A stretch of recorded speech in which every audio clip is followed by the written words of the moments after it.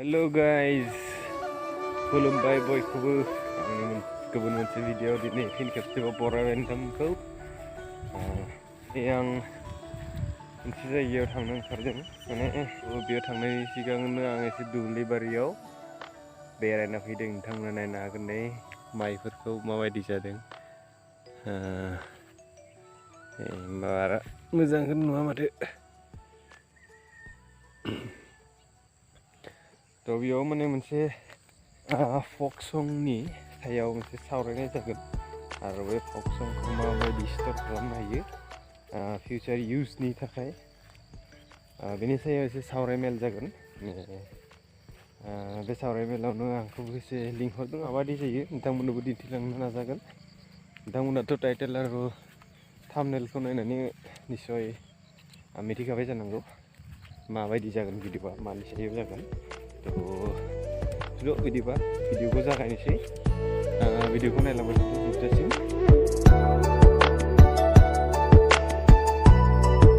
3 hours later. Dia pazia janggom sakom takom piting janggom takom ding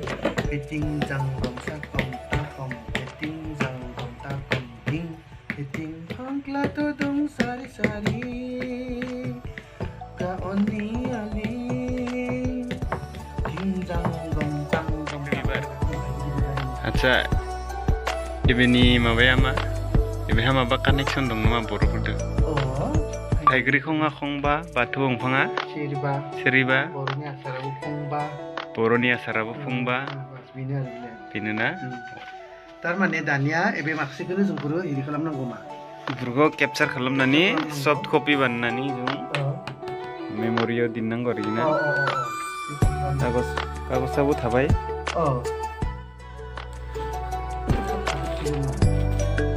दिल्लीयाव मोसानांनाय जों दिल्लीयाव मोसानांनाय 10 नभेम्बराव बेयो गैया दे बुरिनि माखासे दं सेकेन्ड डेनि बेनिफ्राय जितु आरो थार्ड डे बेखौ जोंफोरो बेयाव हादाबरै लाहैबाय बे 11 तारिखनि 11 नभेम्बर आरो जों सानथाम हाबाफारि 6 तारिखनिफ्राय लाबाय 6 तारिख अक्ट'बर Much later. आहम बर'नि धावाया मा बुंनांगौ बेखौ बेनि सायाव फंनैसो थाबनो आहम बर'नि धावा बेयो मोनसे जोंनि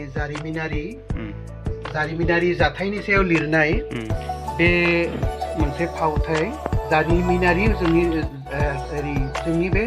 गुबै जारिमिनारि जाथायनि सायावनो बेखौ आहम बर'नि धावाखौ लिरदों प्रफुल्ल कुमार खाख्लारि बिथाङा प्रफुल्ल कुमार खाख्लारि बिथाङा जेथिया मोनसे गेदेर बेमार जाबाय बे बेमाराव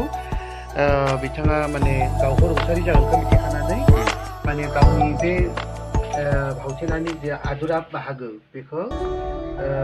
आबुं खालामनो थाखाय भालुकजुलिनि बरिन्द्र बसुमतारी बिथांनो बे खोथाखौ लाइजामनि गेजेरजों माने फोरमायहरदों बे लाइजामाबो बेवहायनो दंखायो लाइजामा बेवहायनो दंखायो लाइजामाबो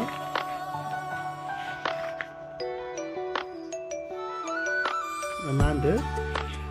नोंथां बाबु गलिन्द्र बसुमतारी नोंथांनो आहम बर'नि धावाखौ दिनै 28 बिखुं बिलाइहालागै लिरना होनाय जाबाय माजांनो जेन कपि लिरि बर'नि माजांनि बेदे जतन खालामो आङो खाबाव लिरनायाव माबा भुल जानोबो दङ मनाव माजांनो खानि लिर जेन लिरनायाव भुल खालामा एबेनो खोथा होननानै प्रफुल्ल कुमार खाख्लारिया बे खोथाखौ माने गलिन्द्र बसुमतारीनो लिरहरदों आरो थिग बेबायदिनो बे आहम बर'नि धावा भावथिनाखौ आसलते प्रफुल्ल कुमार खाख्लारिया भैरम्ब भाषा प्रवेश होननाय बिजाबनिफ्राय लादों भैरम्ब भाषा प्रवेश आरो बे भैरम्ब भाषा प्रवेशखौ लिरदोंमोन भैरम्ब भाषा प्रवेश बे जारिमिनारि जाथायखौ काछारनि मणिचरण बर्मन बिथाङा बे बिजाबखौ लिरदोंमोन आरो बे बिजाबाव बे जोंनि आहम आरो बर'नि जितु दावहा बे खोथाया मोजांनो लिरनाय दं आहम आरो बर'नि दावहा ना बेखौ लिरनाय दं आरो बै भैरम्ब भाषा प्रवेशनिफ्रायनो प्रफुल्ल कुमार खाख्लारिया बेखौ नाटक महर होदों आरो कमप्लिट खालामदों गनेन्द्र बसुमतारीया कमप्लिट खालामदों दा बेनिफ्राय दा बे माबाना एडिट खालामदों नामा बेखौ बेखौ एडिट खालामनाय जादों माने बेखौ आखाइजों लिरनाय महराव दंमोन बेखौ आं जेनेबा असमिया जेरै दं बिदिनो आं असमिया बिथांमोना असमियायाव लिरदोंथ' जेरै दं बिदिनो आं लाबोनाया बेनिफ्राय एसे माने फरायनायाव जेन जोंनि गथ'फोरा माने सोदोबफोरखौ एखे सोदोबखौनो जेन मोननै महराव नुवा ओंखायनो माखासे सोदोबखौ जों मोनसे महरावनो लाबोनाय जादोंमोन एसे एडिट खालामनाय जादों हमना ला फौजखौ माब्लाबा फ उ महर फु बरगाज बिदिबो लिरदों बेबायदि खोथा दं बा माखालिबा नांबगुनाव दन्त्यान्न'नि जायगायाव मोदोनान्न'नि जायगायाव दन्त्यान्न' दं थिग बेबायदि बेफोरबायदि एसे दं माब्लाबा लिरनायाव एखेयानो सोदोबा खिन्थु लिरनाय महरा एसे गुबुन जानायखाय बेखौ एसे साधारन एडिट खालामनाय जादों बेनिफ्राय बे बिजाबखौ दा सोरबा जुदि फरायनो लुबैयोब्ला मोनगोन बेखौ मोनगोन बेयो दंबाय थायो लाइब्रेरियाव मोननाय नङा आंनियावनो मोनगोन आंनियाव दं कपिया आच्छा बेनि पाब्लिकेशना सोर पाब्लिक खालामनाया पाब्लिकेशना जाबाय दिखुं ख'लारि पाब्लिकेशन सेट जादों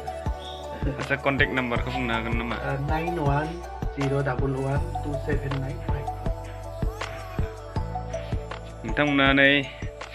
सोरबा जुदि बे आहम बर'नि धावा नाटक ना बे नाटकखौ जुदि सोरबा जुदि फरायनो गोसो गुदुं जानानै दंबा बेखौ नै दैखं ख'लारि पाब्लिकेशननि बिहोमा ना बिथांनिफ्राय लांफैनो हागोन जानबुं नाम्बारखौबो बुंखाबाय बिथाङा कन्टेक्ट खालामनो हागोन नोंथांमोना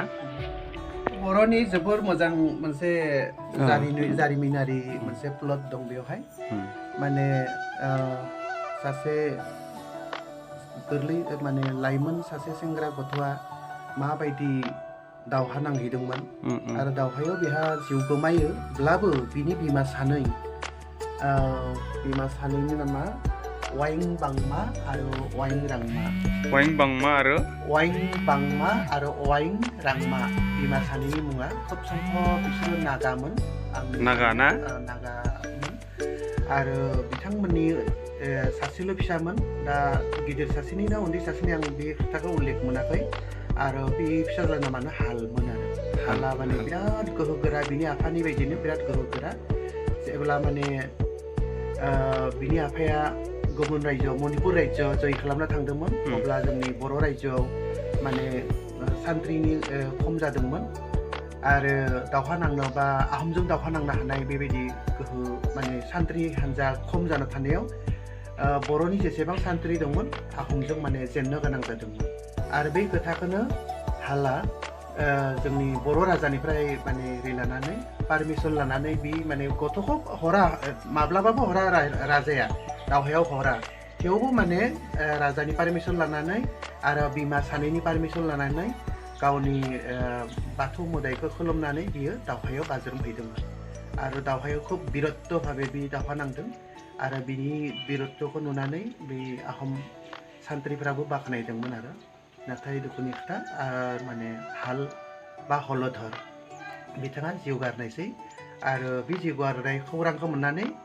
वाइं बांमा आरो वाइं रांमा बिमा सानैयाबो माने खुब माने सुखजित सान्थ्रि मा होनगोन दावहा नांनो थाखाय सुखजित जानानै बिसोरो माने आहमजों दावहा नाङो आरो आहमखौ माने फेजेननानै होखारहरनो हादों आरो गावनि रायजोखौ लाखिफिननो हादों बे जि बाथ्राफोरखौ नोंथाङा फोरमायलांबाय बे गासिबो बेयाव लिरनाय दंजोबो ना गासिबो नोंथांमोना जुदि आरो मिन्थिनो लुबैयोब्ला बेखौ गोथौयै फरायनानै